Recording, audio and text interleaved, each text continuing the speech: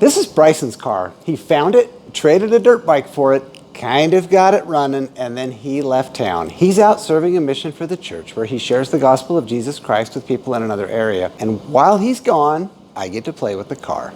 I've been daily driving the FC for the last couple of months. My daily driver has to have the creature comforts. I spent probably a month, maybe two, working through the air conditioning. All of the air conditioning madness is a little bit tricky to see and even trickier to understand the complexity. But let me walk through a couple of things. Number one, about half of the air conditioning lines had to be created custom. I had a handful from the original system that was in it, and some of those were okay, but a lot of them had an old fitting that isn't even, I don't think, supported under modern air conditioning systems anymore. So I just abandoned those and had everything built to the new standard. I managed to find the accumulator dryer from Rock Auto, I think, and it wasn't bad. And I even got an original compressor, but I don't think the compressor that I put in is the compressor that came in it. There are two different makes. I think Sandgren and Nippon Denso or something like that. I don't even know. Anyway, I picked one up that fit all the lines that I had and managed to get it mounted, but I had to customize the bracket that holds the power steering pump and the compressor to make it all fit together. It was pretty wild. This line is standard. I have it from the original build. This one is custom. That goes from the accumulator into the evaporator.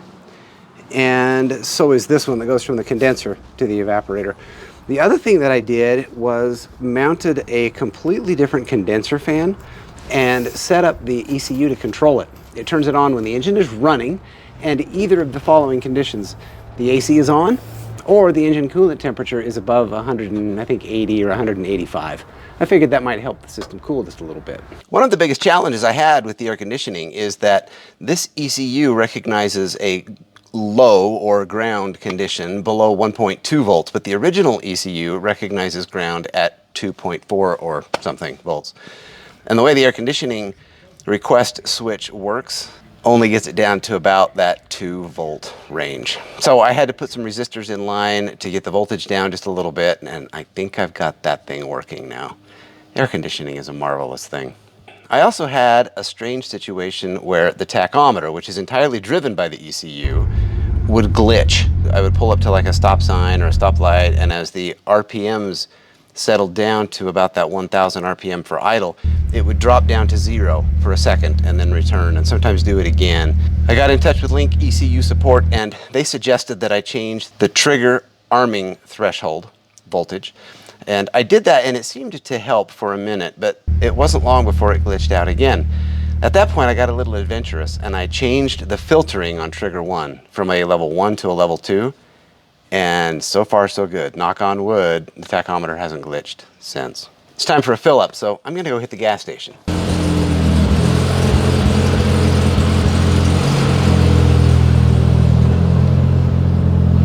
Woo! That's a bright light. I don't know if you guys have seen these. This is Nolly, N-O-L-L-Y. They probably are the best fitting sunglasses that I think I've had ever.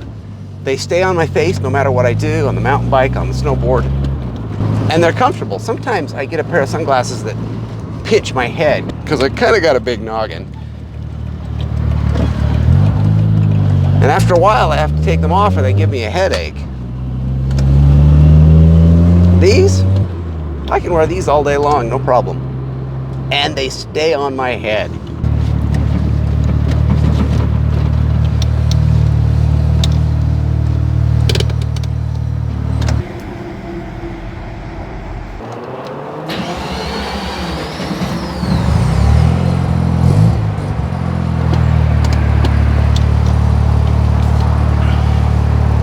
You know, sometimes it's the little things that make the big difference. The cup holder, the rocking base in the back of the car. Or maybe it's the extra dash that shows every little number around the engine. But this car has become rather comfortable to me now.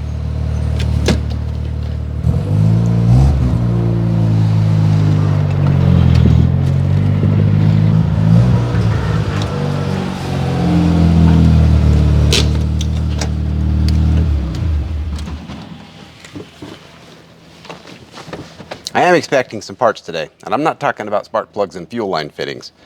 I'm expecting some parts today that I've been thinking about and studying and trying to figure out for about a year. Hopefully they show up today, and if so, maybe we'll get a little bit of a sneak peek. I'm pretty excited about this one. What I'm working on right now is the horn. I know, silly little things. That's where we are. Mechanically, the car just seems to be running really well. I don't know if I ever really need the horn, but I feel like it should work. So I'm tracing the wires through to see why the horn isn't working. Let me show you.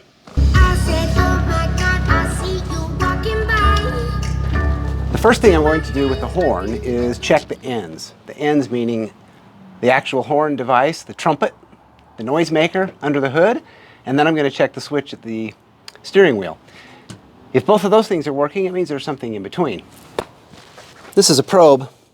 It can both check for voltage as well as deliver voltage, and in this case what I want to do is put 12 volts to the noisemaker under the hood and see what happens. There it is, hidden right down in there. There it is. So if I put 12 volts to the noisemaker, it makes noise. That side is okay. The plug down here goes into the control unit, and it has 3 wires that we care about. Green with red, green with orange, and green with white. Green with a white stripe is a constant 12-volt power supply. If I don't have voltage there, it means I've got a bad fuse or bad connection somewhere. The green with orange is the ground connection to the button on the steering wheel. So I need to check that first to make sure that the button on the steering wheel is functional. That's working. Every time I hit the button, it grounds out. So that means the problem is inside of that control unit. I took the circuit board out of the control unit that has a relay in it, resoldered the primary points where the green with red, green with orange, and green with white go into the circuit board, put it all back together, and here's what we got. Beautiful.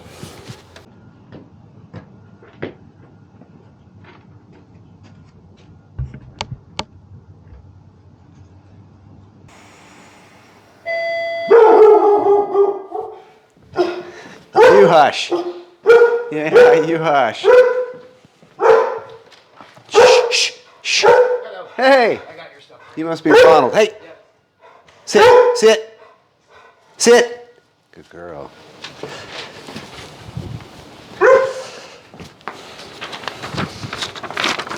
Well, this sure place is one of the easier houses to find down here. Oh, that's good. Okay, so I'm pretty excited about these parts.